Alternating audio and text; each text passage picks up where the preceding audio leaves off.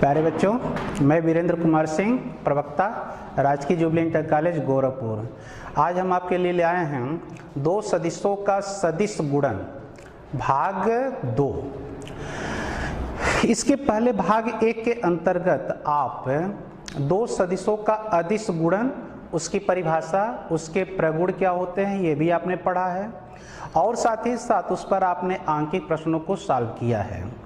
आज हम लोग देखेंगे कि दो सदिशों का सदिश गुणन क्या होता है और इसकी क्या परिभाषा है, साथ ही साथ इसके क्या प्रगुण हैं और इस पर आंकिक प्रश्न को भी सॉल्व करेंगे। साथ ही साथ आपको एक गृह कार्य भी दिया जाएगा। आइए अब हम लोग देखते हैं कि क्या चीज होता है दो सदिशों का सदिश गुणन। तो अब आइए देखिए, दो सदिशों का सदिश गुणन एक सदिश राशि होती है जिसका परिमाण दोनों सदिशों के परिमाणों और उनके बीच के कोण की ज्या के गुणनफल के बराबर होता है और इसकी दिशा दोनों सदिशों के तल के लंबवत होती है और दक्षिणावर्ती पेच के नियम द्वारा निर्धारित की जाती है। यानी दो वेक्टर लेंगे, दोनों वेक्टरों का जब हम लोग वेक्टर प्रोडक्ट निकालेंगे तो भी जो रिजल्टेंट प्राप्त होगा वह एक वेक्टर क्वांटिटी होगी और ये वेक्टर क्वांटिटी का जो डायरेक्शन यानी इसकी जो दिशा होगी ये दक्षिणावर्ती पेच के नियम के द्वारा निर्धारित होगी। जैसे आइए अब हम लोग देखते हैं कि अगर मान लीजिए आपके पास दो वेक्टर है, एक वेक्टर A है और दूसरा वेक्टर आपका B है। इन दोनों वेक्टरों के बीच का कोण मान लीजिए वो थीटा है, बीच का कोण थीटा है। तो दो वेक्टरों का सदिश गुणन vector A cross vector B के द्वारा प्रदर्शित होगा।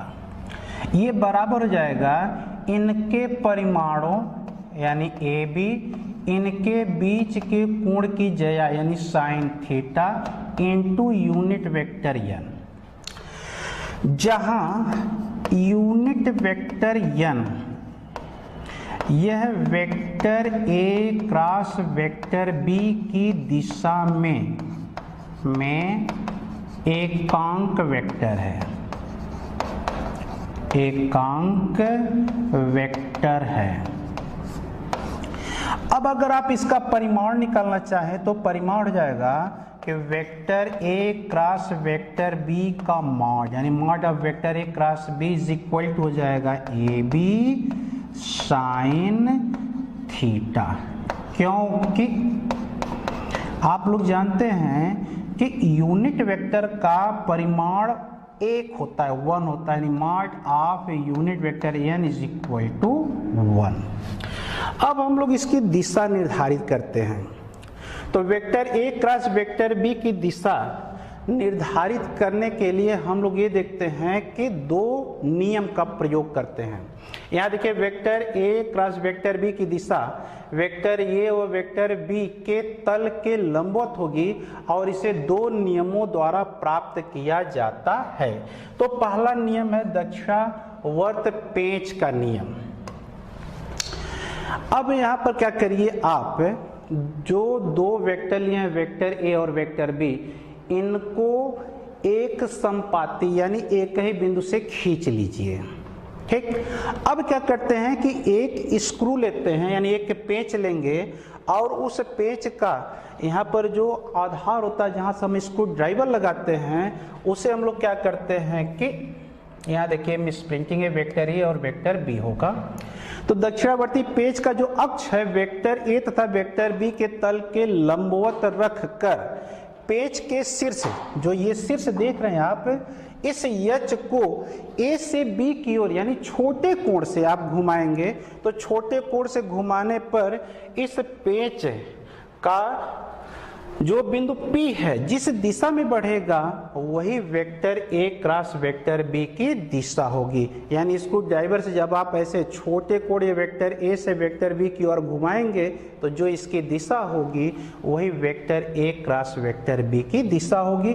तो यहाँ पर हम लोग क्या किए हैं कि छोटे कोण वेक्टर A से वेक्टर B की ओर घुमाए हैं और ये पेच ऊपर की ओर आगे बढ़ रहा है, यानी वेक्टर A और वेक्टर B के तल के लंबवत vector A cross vector B की दिशा ऊपर की ओर है। आइए अब हम लोग देखते हैं दूसरा नियम क्या कहता है, जिसे हम लोग कहते हैं दाएं हाथ का नियम। इस दाएं हाथ के नियम में हम लोग क्या करते हैं कि वेक्टर ए और वेक्टर बी को इस प्रकार रखते हैं कि उनकी पूंछ समपाती हो। दाएं हाथ की हथेली को वेक्टर ए एवं वेक्टर बी के लंबवत रखकर, ऐसे आप लंबवत रखिए, रखकर हथेली के तल अंगूठे तथा अंगुलियों को परस्पर लंबवत करें। अब यहाँ पर वेक्टर ए और वेक्टर बी के तल के लंबवत, ये हथेली का तल ऐसे रख लीजिए, अंगुलियों को अंगूठे के लंबवत रख लीजिए। अब वेक्टर ए से वेक्टर बी की ओर छोटे कोण के द्वारा इन अंगुलियों को आप मोड़िए। जब आप छोटे कोण से मोड़ेंगे तो अंगूठा जिस दिशा को इंगित करेगा वही vector A cross vector B की दिशा होगी, की दिशा। तो यहाँ चित्र में देख लीजिए, वेक्टर ए से वेक्टर बी की ओर अंगुलियों को मोड़ा जा रहा है और ये अंगूठा जिस दिशा को इंगित कर रहा है वही vector A cross vector B की दिशा हो रही है। आइए अब हम लोग देखते हैं सदिश गुणन क्रम विनिमय नियम का पालन नहीं करता है, इसको कैसे सिद्ध करते हैं। तो पहले देखिए कहता क्या है, vector A cross vector B not equal to vector B cross vector A. ठीक, अब यहाँ पर इसे मान लीजिए आपके पास दो वेक्टर है, एक वेक्टर हो गया ए, दूसरा वेक्टर हो गया आपका बी। ठीक है, तो ऐसी स्थिति में अब आप देखिए सबसे पहले कि vector A cross vector B बराबर, यहाँ मान लीजिए ये कोण आपका थीटा है, तो vector A cross vector B बराबर हो जाएगा ए बी साइन थीटा और इंटू जाएगा यूनिट वेक्टर एन, जहां यूनिट वेक्टर एन बता रहा है वेक्टर ए और वेक्टर बी के तल के लंबवत दिशा में एकांक वेक्टर। अब vector B cross vector A बराबर हो जाएगा आपका ए बी साइन, अब यहाँ पर थीटा के जगह पर माइनस थीटा रख दीजिए, इंटू यूनिट वेक्टर एन बराबर हो जाएगा आपका minus A B sine theta into unit vector N. समीकरण नंबर हो गया आपका ये 2। तो यहां से समीकरण 1 और देश से देख लीजिए, समीकरण 1 एवं 2 से आप पा जाएंगे vector A cross vector B is equal to minus vector B cross vector A और vector A cross vector B not equal to vector B cross vector A. ये हो जाएगा आपका रिजल्ट, यानी सदिश गुणन क्रम विनिमय नियम का पालन नहीं करता है। आइए अब हम लोग देखते हैं दूसरा प्रगुण, सदिश गुणन वितरित होता है। अर्थात अगर मान लीजिए आपके पास 3 वेक्टर हैं, अगर वेक्टर ए, वेक्टर बी और वेक्टर सी 3 वेक्टर है, तो आप पाएंगे vector A cross vector B plus vector C बराबर हो जाएगा vector A cross vector B plus vector A cross vector C. ये हो गया जो कि वितरण नियम का ये पालन करता है। आइए हम लोग देखते हैं लंबवत सदिशों का सदिश गुणन, यानी अगर 2 वेक्टर परस्पर लंबवत है तो ऐसी स्थिति में उनका सदिश गुणन क्या होगा। मान लीजिए यहाँ पर वेक्टर ए और वेक्टर बी के बीच का कोण 90 अंश है, तो थीटा बराबर हो जाएगा आपका 90 degree. This implies that sine of theta is equal to 1। इसलिए सदिश गुणन की परिभाषा से, गुणन की परिभाषा से आप क्या पाएंगे, देखिए vector A cross vector B बराबर हो जाएगा ए बी साइन, दोनों के बीच का कोण 90 degree into unit vector n, जो यूनिट वेक्टर n बता रहा vector A cross vector B की दिशा में एकांक वेक्टर। और परिमाण में देखिए तो vector A cross vector B का परिमाण in mod of vector A cross vector B बराबर हो जाएगा आपका ए बी साइन 90 डिग्री। क्यों? क्योंकि mod of unit vector N equal to 1, ये हो जाएगा आपका ए बी। यानी दो लंबवत वेक्टरों का सदिश गुणन का परिमाण उनके परिमाणों के गुणनफल के बराबर होता है। आइए अब हम लोग देखते हैं समरैखिक सदिश का क्या होता है सदिश गुणन। जैसे मान लीजिए आपके पास दो वेक्टर है, एक वेक्टर हो गया आपका ए, दूसरा का वेक्टर हो गया आपका ये वेक्टर बी। ये समरैखिक है यानी एक ही दिशा में है, तो ऐसी स्थिति में इनके बीच का जो कोण हो जाएगा वह थीटा बराबर 0 हो जाएगा। तो this implies that sine of theta is equal to 0।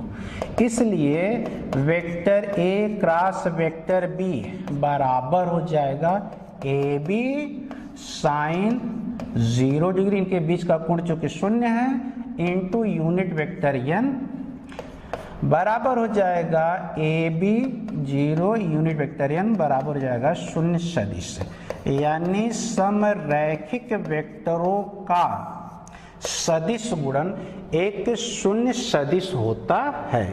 आइए अब हम लोग देखते हैं कि किसी सदिश का स्वतः सदिश गुणनफल 0 सदिश होता है कैसे। अगर जो हम लोग पहले वाला प्रगुण पढ़े हैं उसी प्रगुण के आधार पर वेक्टर बी के स्थान पर वेक्टर ए रख दें तो हम लोग पाएंगे किसी सदिश का स्वतः सदिश गुणनफल 0 होता है। क्यों? क्योंकि कोई भी वेक्टर स्वयं के साथ 0 का कोण बनाता है। अर्थात वेक्टर ए, जैसे मान लीजिए वेक्टर ए है और इसी के साथ स्वतः सदिश गुण निकालें तो वेक्टर ए का परिमाण ए, दूसरे वेक्टर का परिमाण ए, इनके बीच की कोण की जया यानी 0 डिग्री इंटू जाएगा यूनिट वेक्टर एन, ये हो जाएगा A square 0 into unit vector N बराबर हो जाएगा 0 सदिश। यानी किसी सदिश का स्वतः सदिश गुणनफल 0 सदिश होता है। यह प्रगुण याद रखिए। आगे अभी हम लोग चल करके ये देखेंगे कि जब लंब कोणीय एकांक सदिश का हम लोग सदिश गुणन निकालेंगे तो इस प्रगुण का हम लोग प्रयोग करेंगे। आइए हम लोग देखते हैं लंब कोणीय एकांक सदिशों यानी यूनिट वेक्टर आई, यूनिट वेक्टर जे और यूनिट वेक्टर के का सदिश गुणन। जैसा कि आप लोग जानते हैं कि x अक्ष, y अक्ष और z अक्ष के धनात्मक दिशा में जो एकांक सदिश हैं वे होते हैं यूनिट वेक्टर आई, यूनिट वेक्टर जे और यूनिट वेक्टर के होता है। हम लोग क्या करते हैं इनमें से किन्हीं दो का लेकर के पहले सदिश गुण निकालेंगे। यानी अब पहले हम लोग लिखते हैं unit vector I cross unit vector जे। अब देखिए unit vector I cross unit vector जे, तो ऐसी स्थिति में आई का परिमाण 1, जे का परिमाण 1 इंटू साइन, इनके बीच का कोण 90 अंश होता है क्योंकि ये परस्पर लंबवत होते हैं, इंटू हो जाएगा इन दोनों के उभयनिष्ठ तल के लंबवत दिशा में एकांक सदिश, वो हो जाता है आपका यूनिट वेक्टर के, तो हो जाएगा यूनिट वेक्टर के और unit vector I cross unit vector J is equal to हो जाएगा आपका यूनिट वेक्टर के। ये हो जाएगा समीकरण नंबर 1 है। अभी आप देखें इसके पहले कि vector A cross vector B is equal to minus vector B cross vector A, तो इसके आधार पर आप लिख सकते हैं कि unit vector I cross unit vector J बराबर minus unit vector J cross unit vector I is equal to हो जाएगा के। ये हो जाएगा क्वेश्चन नंबर 2। इसी प्रकार आप लिख सकते हैं कि unit vector J cross unit vector K is equal to minus unit vector के क्रॉस यूनिट वेक्टर जे बराबर हो जाएगा यूनिट वेक्टर आई। ये हो जाएगा इक्वेशन नंबर 3 और या तथा लिख सकते हैं कि यूनिट वेक्टर के cross unit vector I is equal to minus unit vector I cross unit vector K is equal to हो जाएगा यूनिट वेक्टर जे।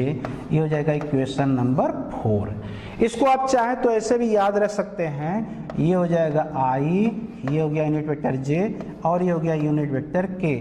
जब आप क्लॉकवाइज ऐसे चलेंगे तो ऐसी स्थिति में दो क्रमागत का सदिश गुणन ये पॉजिटिव होगा, लेकिन जब एंटी क्लॉकवाइज में चलेंगे तो किन्हीं दो क्रमागत का सदिश गुणन नेगेटिव होगा। इसी के आधार पर आइए हम लोग देखते हैं लंब कोणीय एकांक सदिशों का सदिश गुणन।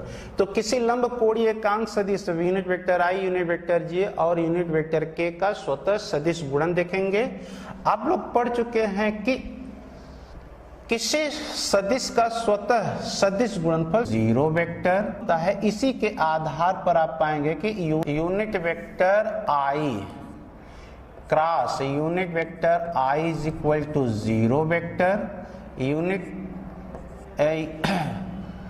Unit vector J cross unit vector J is equal to 0 vector तथा यूनिट वेक्टर के cross unit vector K is equal to 0 vector. अतः आप लिख सकते हैं कि I unit vector I cross unit vector I is equal to unit vector J cross unit vector J is equal to जाएगा unit vector के cross unit vector K is equal to 0 vector. आइए अब हम लोग देखते हैं इन पर आधारित एक अनुप्रयोग। अगर कहने का तात्पर्य यह है कि दो सदिशों का सदिश गुण उनके घटक के पद में, जैसे आप लोग इसके पहले पढ़ चुके हैं अदिश गुणन में कि अगर कोई सदिश उसके घटक के रूप में दिया है, यानी x अक्ष y अक्ष और z अक्ष के घटक के परिमाण के रूप में दे दिया है, तो वहाँ पर जिस तरह से हम लोग अदिश गुणन निकाले थे ठीक उसी तरह से यहाँ पर भी सदिश गुणन निकालेंगे। तो मान लीजिए आपके पास दो वेक्टर हैं, वेक्टर ए और वेक्टर बी, दो सदिश है। इनके आयताकार घटक के पद में वेक्टर ए और वेक्टर बी को लिखा जा रहा है। वेक्टर ए बराबर ए x I plus a Y J plus a Z के। वेक्टर बी बराबर लिख रहा है बी एक्स आई प्लस बी वाई जे प्लस बी जेड के।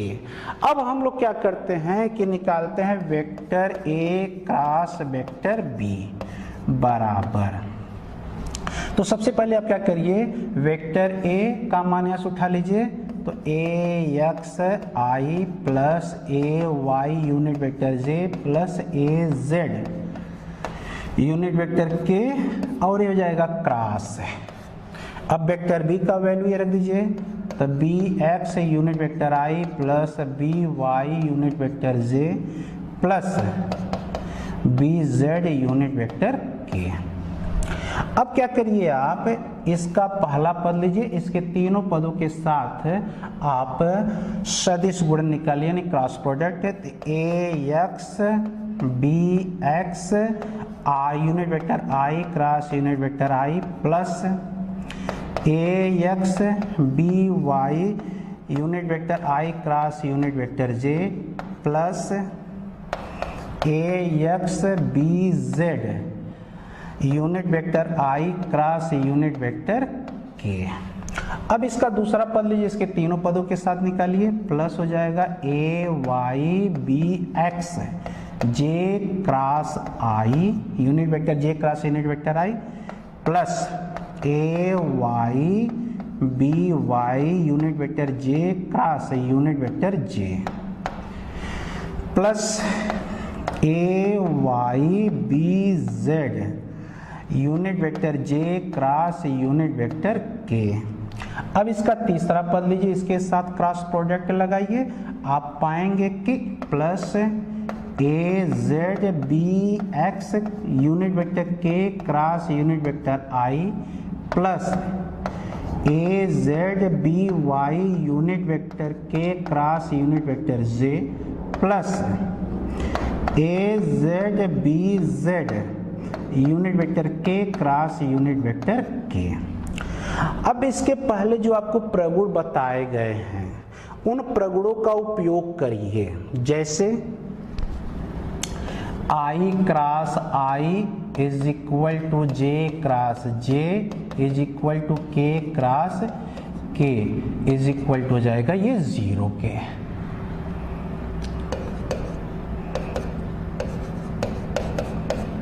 इज इक्वल टू है ये 0 के हो गया, ठीक।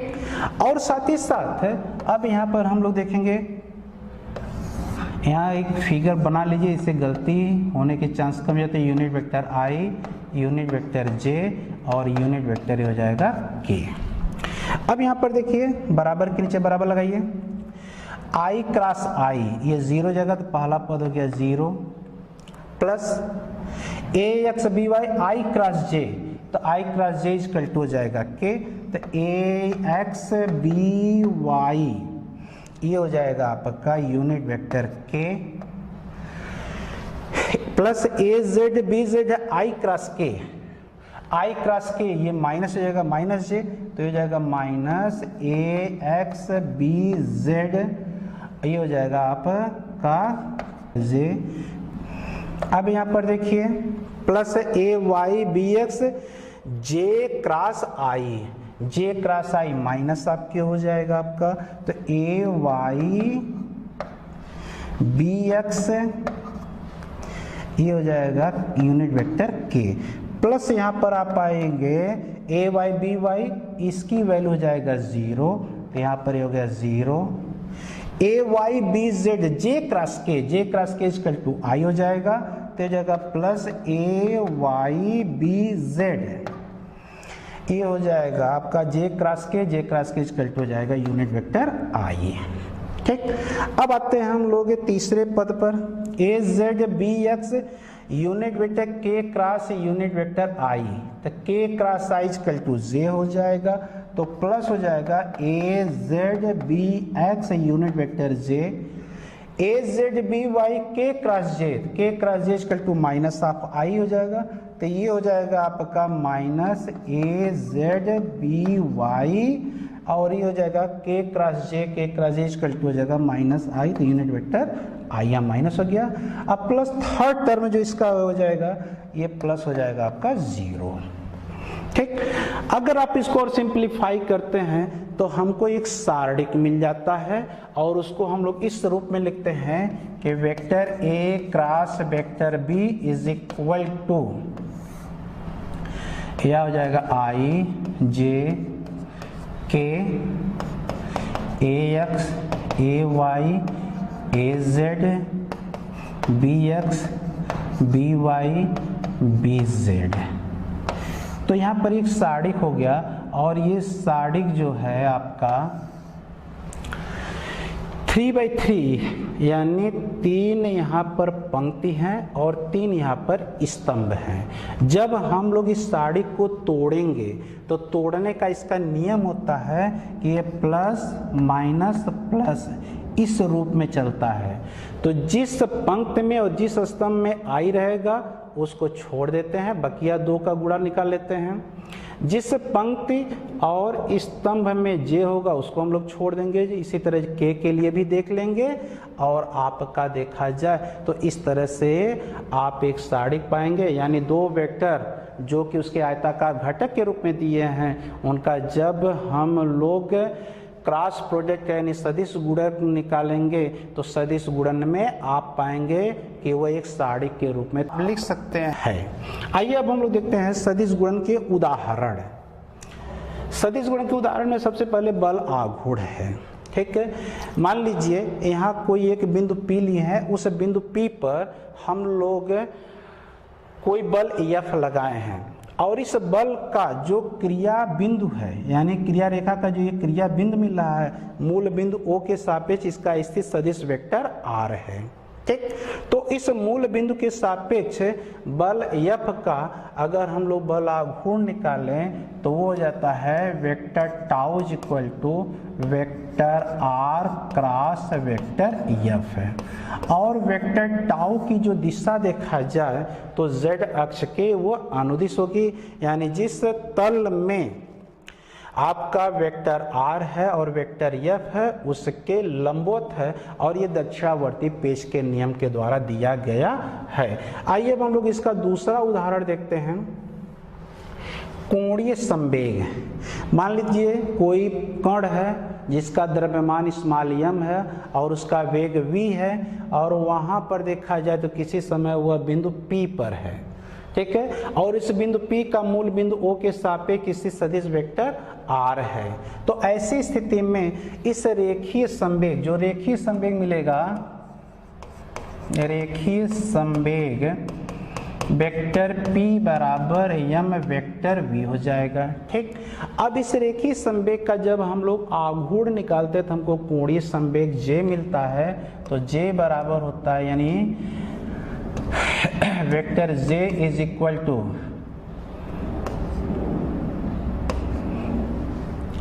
हो जाएगा vector R cross vector P।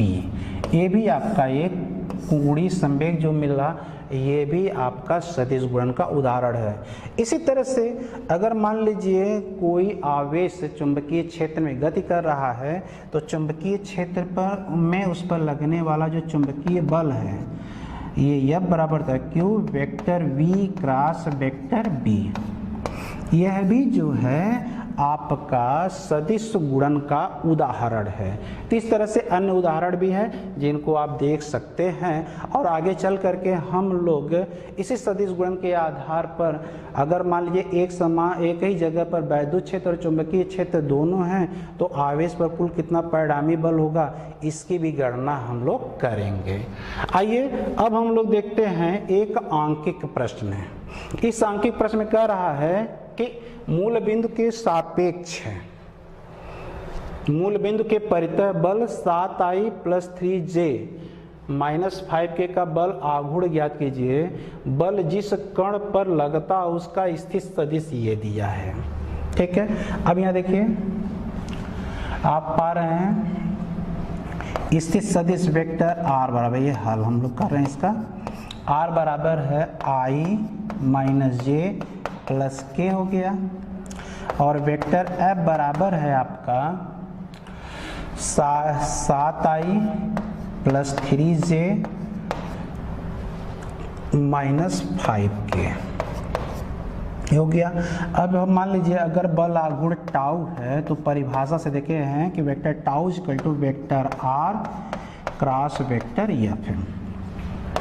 आप ये भी जानते हैं कि vector R cross vector F को आप एक सारणी के रूप में ऐसे लिख सकते हैं, unit vector I, unit vector J, unit vector K, और उसके बाद क्या करेंगे, वेक्टर R के जो I J K के गुणांक हैं उनको लिखेंगे। तो I का गुणांक 1, J का गुणांक -1, K का गुणांक हो गया 1। फिर F क्या देखा जाएगा, I J K का गुणांक, तो ये हो जाएगा 7 + 3 - 5 है।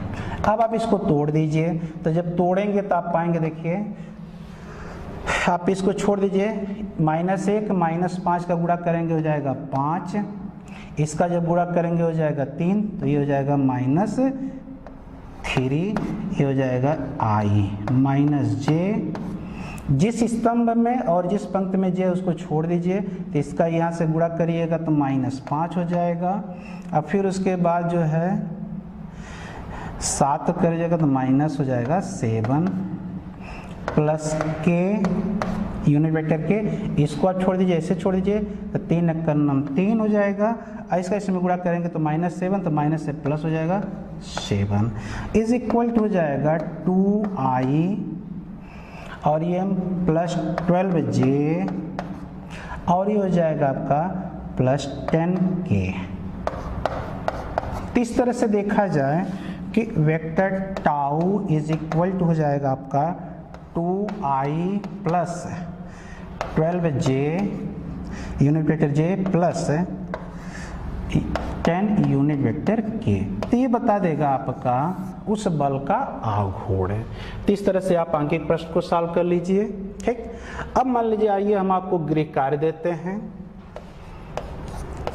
गृह कार्य में आप लोग इसे मान लीजिए, पहला यदि वेक्टर A बराबर 2y unit vector i plus 3 unit vector j plus 4 unit vector k, vector b is equal to unit vector i minus 2 unit vector j minus 3 unit vector k।